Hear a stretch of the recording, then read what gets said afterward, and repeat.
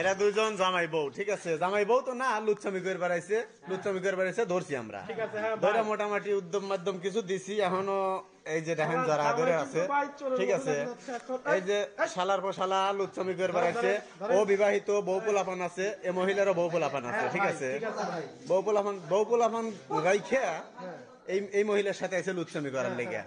এখন এইসব লোকজনের জন্য মানে দেশ ও জাতির, এরা তো দেশ ও জাতির কলঙ্ক, ঠিক আছে?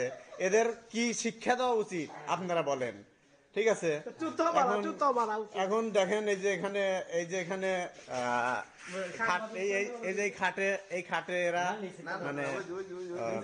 মানে অসামাজিক কাজ শুরু করছিল। এখান থেকে আমার এক ভাইস্তা দেখে বলাইছে, দেখার পর মহিলারা মানে আরো লোকজন আইসা এদেরকে ধরছে, ঠিক আছে? যাই হোক, এখন মানে ইসলামিক সংবিধানে এদের মানে শাস্তি স্বরূপ কিছু কইরা হয়তো মানে গ্রামের মুরব্বী মানে প্রধান যারা আছে তারা আসার পর দেখি কি হয়, ঠিক আছে? মানে এত টাইম মানে এদেরকে একই রুমে আটকে রাখা হয়েছিল। এখন মোটামুটি একই রুমে আছে।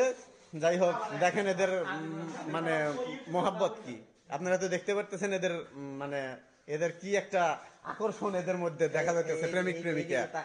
এদিকে একটু তাকান, একটু দেখি আপনার চেহারাটা, একটু দেখি এদিক। হ্যাঁ, এই যে এটা ডিগ্রিসর বাড়ি। এর নাম কি জানি, কি সিরাজগঞ্জ উল্লাপাড়া থানার মানে ডিগ্রিসর গ্রামের নুরুল ইসলামের ছেলে, কি জানি নূর মোহাম্মদ, ফলোরা কোম্পানির ম্যানেজার নূর মোহাম্মদ। ইনি মোটামুটি বড় এলাকার সবচেয়ে বড় লুচ্চা, ঠিক আছে? যাই হোক, এখন দেখি কি হয়। তো পুনরায় আবার আসবো ইনশাল্লাহ। রাখলাম।